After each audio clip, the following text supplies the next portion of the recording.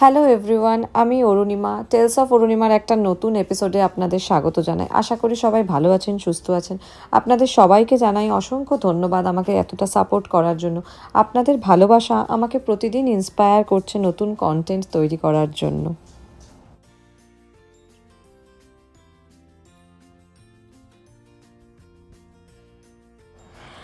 আগের এপিসোডেই বলেছিলাম আমরা উইন্ডসারে এসেছি বন্ধুর বাড়িতে বেড়াতে। তো এখন আমরা বন্ধুর বাড়িতে এসে আমরা বেরিয়ে পড়েছি রিভার সাইডে একটা মেলা হচ্ছে এখানে। এটাই সেই ডেট্রয়েট রিভার, যার উল্টো দিকেই রয়েছে ইউএসের মিশিগান ডেট্রয়েট। তো এখন আমরা সেই মেলাতে যাচ্ছি, দেখা যাক ওখানে গিয়ে আমরা কতটা এনজয় করতে পারি অ্যাকচুয়ালি, কারণ অলরেডি আকাশ ভীষণ মেঘ করে রয়েছে আকাশে। জানি না আদৌ রাইডস চড়তে পারবো কি না, তো তাও দেখা যাক কি হয়।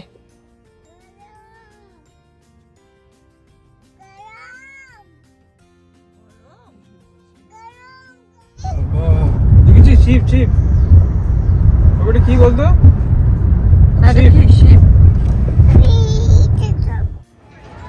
গাড়ি পার্ক করে আমরা রিভার সাইডে এসে গেছি। তো এখানে মেলাটা চলছে।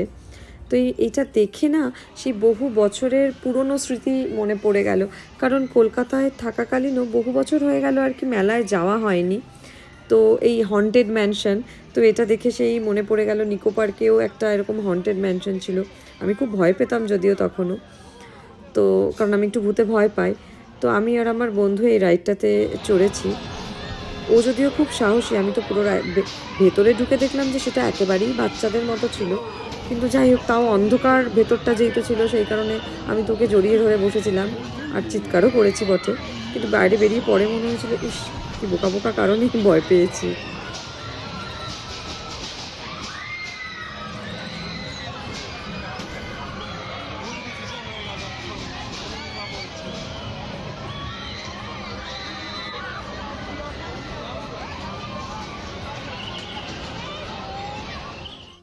কিন্তু আমরা দেখছিলাম আকাশটা কালোও হয়ে আসছে। সবাই বলছে যে ডেট্রয়েটে নাকি ওপারটাই তো আসলে ইউএস, তো ডেট্রয়েটে কোনো খেলা হলে, কোনো একটা খেলা হচ্ছে, তো সেই জন্য প্লেনটা কিছু একটা টেনে টেনে নিয়ে যাচ্ছে। আমি আসলে দেখতেও পাচ্ছি না, কিছু একটা লেখা আছে ওখানে। যে ভয়টা পাচ্ছিলাম সেটাই হলো, বৃষ্টি শুরু হয়ে গেল। তো আমরা চলে গেলাম এখানে একটা ফুচকা ক্যাফেতে, যেখানে $10 আনলিমিটেড ফুচকা পাওয়া যায়। তো সেই ফুচকা খেতে খেতেই আবার বৃষ্টি থেমে গেল। তো আবার যার দরুন ফেরত চলে এলাম রিভার সাইডে। তো এখন সানসেট হচ্ছে, খুব সুন্দর লাগছিল দেখতে।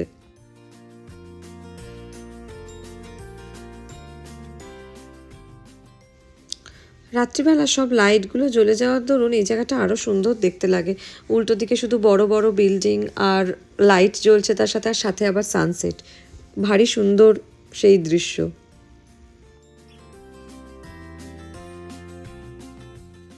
বল। পুরো এই জিএম বিল্ডিংটার নিজস্ব পিনকোড আছে, এতটাই বড় ওটা। আচ্ছা পুরো এই যে জিএম টাওয়ারটা, এই যে শেভরলেট শো করছে। আচ্ছা।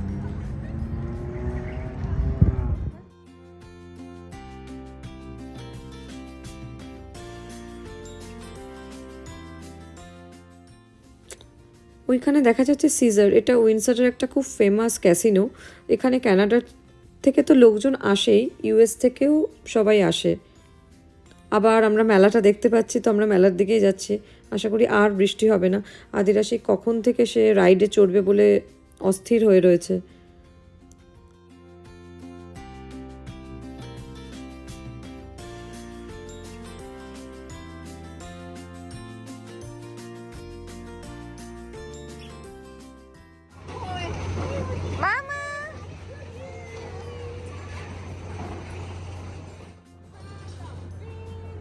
Bye bye.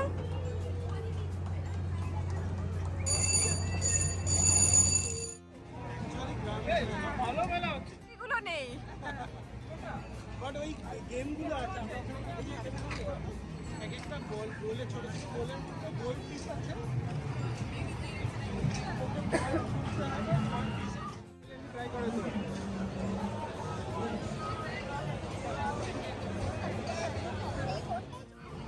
আমি এমনিতেই প্রচণ্ড ভীতু, তাই জন্য এইসব রাইডে চড়ার তো প্রশ্নই ওঠে না, যেখানে পুরো আমি উল্টে যাব, জাস্ট 360 ডিগ্রি ঘোরা। কিন্তু আমি যাদের সাথে এসেছি তারা আবার প্রচণ্ড সাহসী, আমার বন্ধুরা। তো ওরা সবাই এই রাইডে চড়বে, তো আমরা দুজন, আমি আর আমার আরেকটা বন্ধু, আমরা দুজনে শুধু চড়বো না, বাকি সবাই এটাতে চড়বে।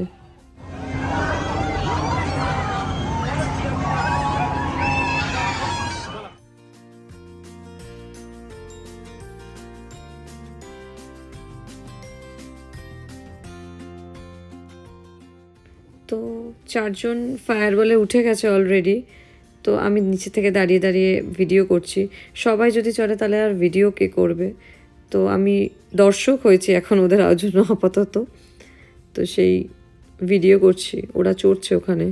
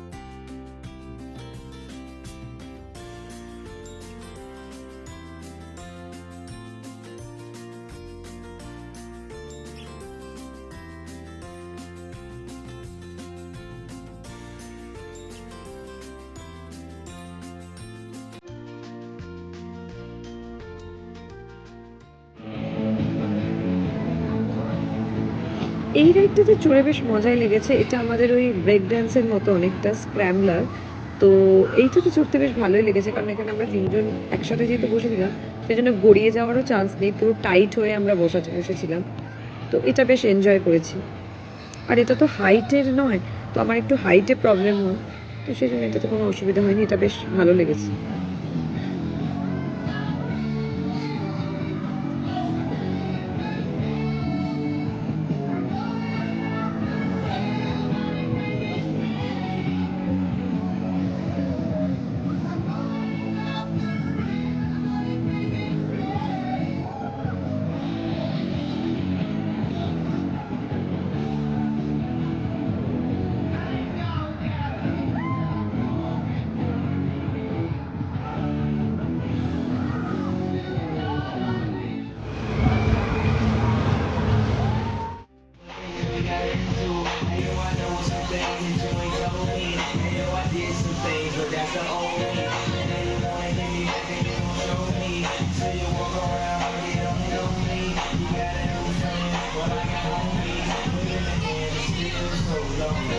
এটা এলিয়েন অ্যাবডাকশন। তো এটা এত জোরে ঘোরে, বাইরে থেকে দেখলে তো জাস্ট মাথা ঘুরে যাবে, মানে এত জোরে ঘোরে।